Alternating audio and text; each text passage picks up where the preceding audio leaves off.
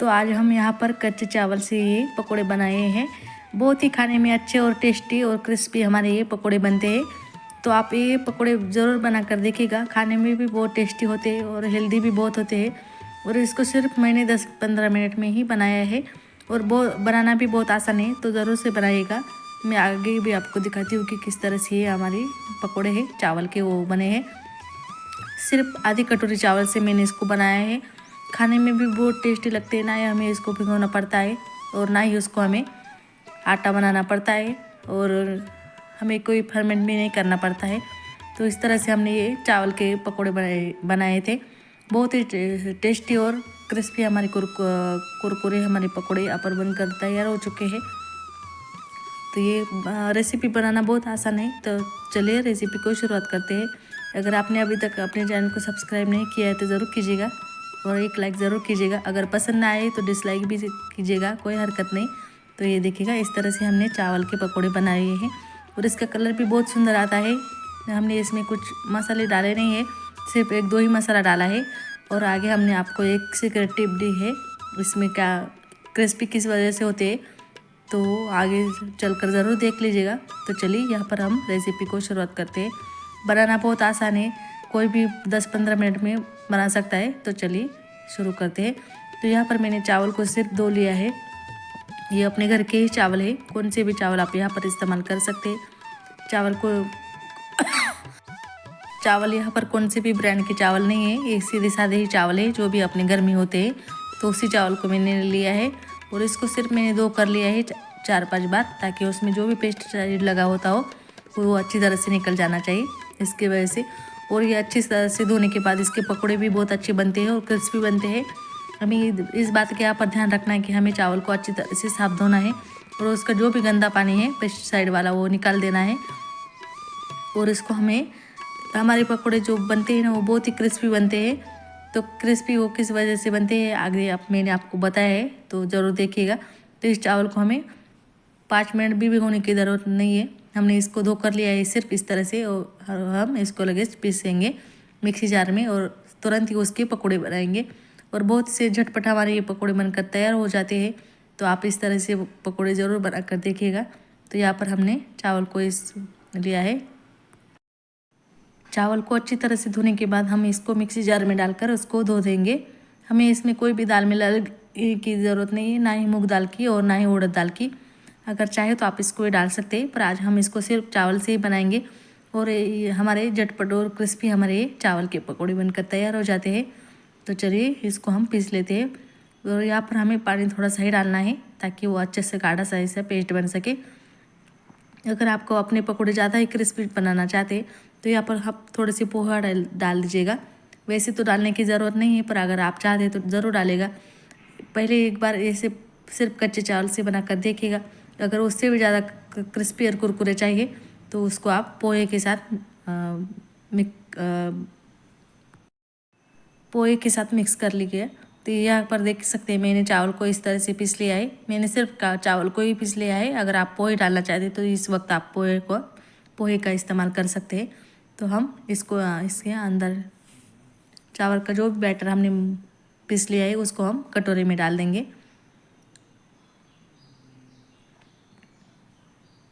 थोड़ा सा ही पानी हमें यहाँ पर डालना है, इस बात का हमें ध्यान रखना है। तो चावल का पेस्ट हमने यहाँ पर डाल दिया है और इसके हम अपना जो स्वादानुसार नमक और मसाले है वो मिलाएंगे।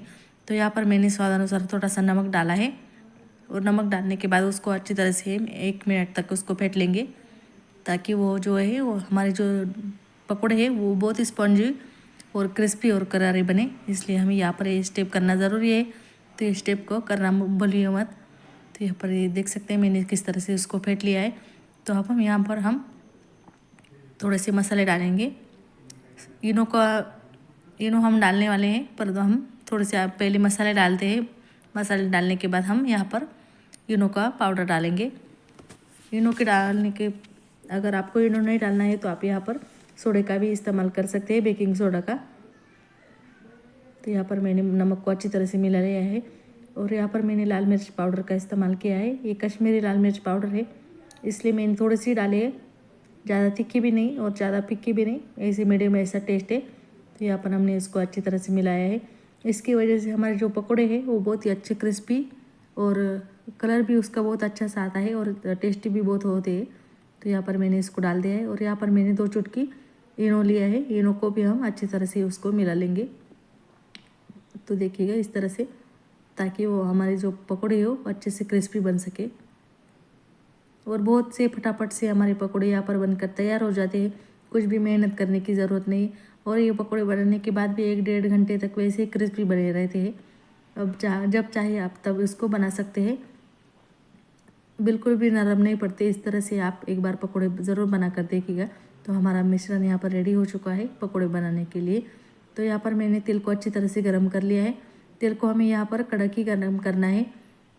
अगर थोड़ा सा हमने मीडियम गर्म कर लिया है तो हमारे जो पकोड़े हैं वो ऑयली हो जाएंगे। तो यहाँ पर हमें कड़क के साथ तेल गर्म कर लेना है। तो यहाँ पर हमारा तेल अच्छी तरह से गर्म हो चुका है, ये देखिएगा इस तरह से मैंने डाल लिया है। तो हमारा जो पकोड़ा है वो डालने के बाद तुरंत ही ऊपर आ गया है। तो ऐसा ही हमें यहाँ पर तेल चाहिए। तो अब हम अपने जो पकोड़े हैं वो तलने के लिए ले लेते हैं। यहाँ पर आप चम्मच से भी डाल सकते हैं, अगर चाहे आप हाथ से भी इसको डाल सकते हैं। ये देखिएगा मेरे जैसे मैंने आगे हाथ से कैसे बनाते हैं उसको भी डाला है। अगर आप हाथ से नहीं बनाना चाहते तो चम्मच से भी बना सकते हैं। ये देखिएगा इस तरह छोटे छोटे ये बनाएगा, वो डालने के बाद फूल जाते हैं। तो पहले हम इसका थोड़ा सा बैटर डालेंगे ताकि वो अच्छे से फूल सके। फूलने के बाद वो बहुत ही बड़े हो जाते हैं और क्रिस्पी बनते हैं। और थोड़े थोड़े ही डालेगा ताकि उनको फूलने में कढ़ाई में जगह मिले। तो ये देखिएगा इस तरह से हमने पकौड़ों को डाला है।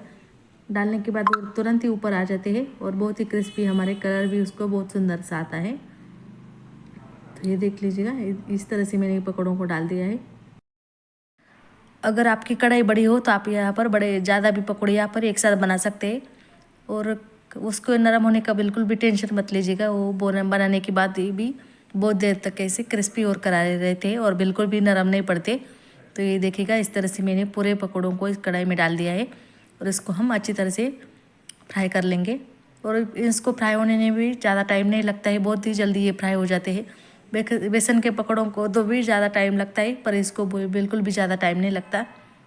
3-4 मिनट में हमारे 3-4 मिनट में नहीं लगते, 2-3 मिनट में ही हमारे पकौड़े तलकर फ्राई हो जाते हैं और बहुत ही क्रिस्पी हमारे पकौड़े बनते हैं। अगर आपके पकौड़े आपको बहुत क्रिस्पी बनाने हो तो आप उसको थोड़ा दानेदार ही पेस्ट कीजिएगा। ज़्यादा फूल वाला रवा होता है ना आपको, उसी तरह से आप इसको पीस लीजिएगा। तो यहाँ पर आप देख सकते हैं हमारे पकौड़े जो है ये थोड़े से पक चुके हैं। उसको हम पलट देते हैं थोड़ा सा, उसको कलर भी सुंदर आना शुरू हो गया है। तो देख सकते हैं थोड़ा थोड़ा सा लाल और गोल्डन ऐसा कलर आ गया है।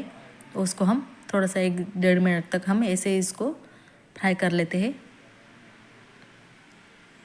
ये देखिएगा हमारे पकौड़े यहाँ पर तलकर रेडी हो चुके हैं। ये देखिएगा इस तरह से बहुत ही क्रिस्पी और करारे हमारे यहाँ पर पकौड़े बन चुके हैं। ये देखिएगा बहुत ही सुंदर और करारे हमारे पकौड़े बनते हैं। आप इसको सॉस के साथ भी खा सकते हैं, तो ये ऐसे भी आप इसको खा सकते हैं। खाने में भी बहुत ही टेस्टी हमारे पकौड़े, चावल के पकौड़े ये लगते हैं। सॉस के साथ खाइएगा और चटनी के साथ खाइएगा। अगर ना सॉस हो, अगर ना ही चटनी हो तो आप इसको ऐसे ही खाइएगा, क्योंकि हमने इसमें मिर्च डाली है। और ये देखिएगा इस तरह से मैंने थोड़े से और भी पकौड़े यहाँ पर डाल दिए, उसको भी हम अच्छी तरह से थोड़े थोड़े डालकर अच्छी तरह से फ्राई कर लेंगे। और अगर आपने अभी तक अपने चैनल को सब्सक्राइब नहीं किया है तो ज़रूर कीजिएगा। अगर रेसिपी पसंद आए तो लाइक भी कीजिएगा। ये देख लीजिएगा इस तरह से गोल गोल हमारे पकौड़े बनकर तैयार हो जाते हैं, बिल्कुल भी टाइम नहीं लगता। इस तरह से चावल के पकौड़े आप ज़रूर बना कर देखिएगा। बहुत ही खाने में क्रिस्पी हमारे पकौड़े बनकर तैयार हो जाते हैं। इनको आप बच्चों के स्कूल के टिफ़िन बॉक्स में भी दे सकते हैं और चाय के साथ भी आप इसको खा सकते हैं, या सुबह के ब्रेकफास्ट में भी आप इसको खा सकते हैं। बहुत ही अच्छे और स्वादिष्ट और हमारे हेल्दी यहाँ पर चावल के पकौड़े बनकर तैयार हो जाते हैं। तो इस तरह से पकौड़े हमारे बन जाते हैं। ये देखिएगा कलर भी उसका चेंज हो चुका है। और फ्राई होने में भी इसको बिल्कुल भी टाइम नहीं लगता, बहुत जल्दी हमारे ये पकौड़े फ्राई हो जाते हैं। ये देखिएगा अगर आपके घर में कोई मेहमान आ रहे हैं तो आप इस तरह के पकौड़े ज़रूर बना कर देखिएगा। ये देखिएगा इसको हम हमारे पकोड़े यहाँ पर पूरी तरह से तल चुके हैं, हम इसको निकाल लेंगे। अगर पेशेंट ये देखिएगा हमारे सारे पकोड़े यहाँ पर रेडी हो चुके हैं। इसको आप ऐसे ही खा सकते हैं या सॉस के साथ या चटनी के साथ खा सकते हैं। कलर भी आप देख सकते हैं कितना सुंदर और गोल्डन ऐसा रेड हमारा कलर आया है। हमने इसमें कश्मीरी लाल मिर्च का पाउडर इस्तेमाल किया है और चावल तो वैसे ही कुरकुरे होते हैं तो उसकी वजह से उसका कलर भी बहुत अच्छा आता है। तो यहाँ पर हमारे सभी पकोड़े यहाँ पर रेडी हो चुके हैं। तो अगर रेसिपी पसंद आए तो